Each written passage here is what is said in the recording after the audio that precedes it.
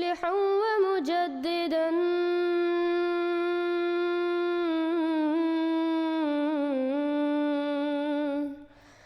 فارنوا بنظر طاهر وجنان.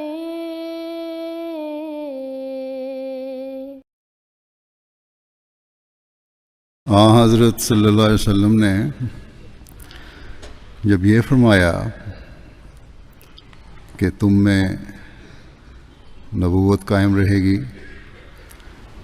اس وقت تک جب تک اللہ تعالی چاہے، پھر اس کے بعد خلافت علی منہاج نبوت قائم ہوگی. وہ خلافت قائم ہوگی جو نبی کے طریق پر چلنے والی ہوگی، اس کے ذاتی مفادات نہیں ہوں گے، وہ نبی کے کام کو آگے بڑھانے والی ہوگی. لیکن ایک عرصے کے بعد یہ خلافت جو راشد خلافت ہے ختم ہو جائے گی. یہ نعمت تم سے چھینی جائے گی. پھر ایسی بادشاہت قائم ہو جائے گی جس سے لوگ تنگی محسوس کریں گے.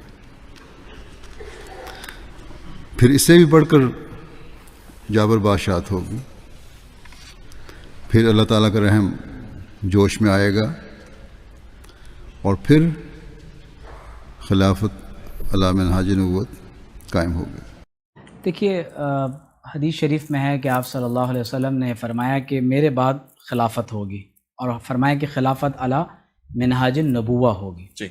پھر فرمایا کہ اس کے بعد بادشاہت ہے، پھر چبا ڈالنے والی بادشاہت ہے، اور پھر اس کے آخر میں فرمایا کہ ثم تکون خلافہ علی منہاج النبوہ.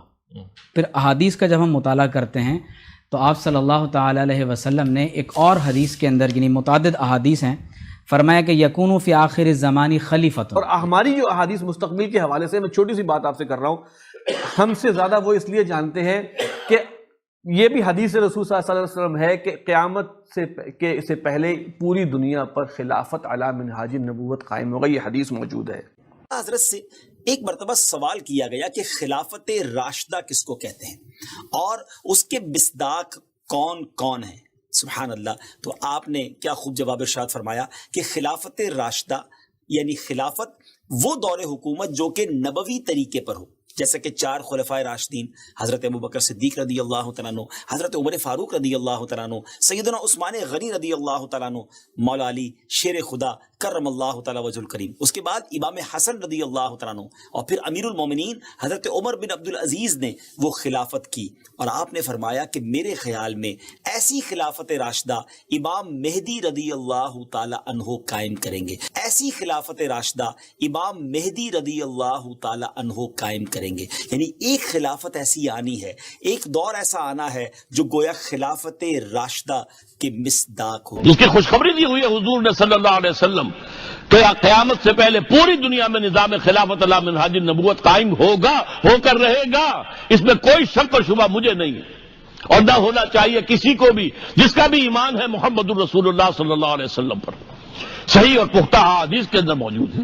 If you have not yet subscribed, make sure to subscribe and click on the bell icon so you can get notifications for every new video. Also make sure to like and comment on the video and follow on Twitter and Instagram.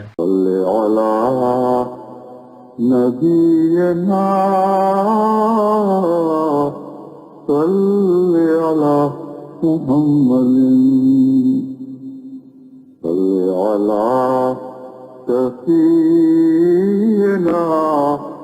صل على محمد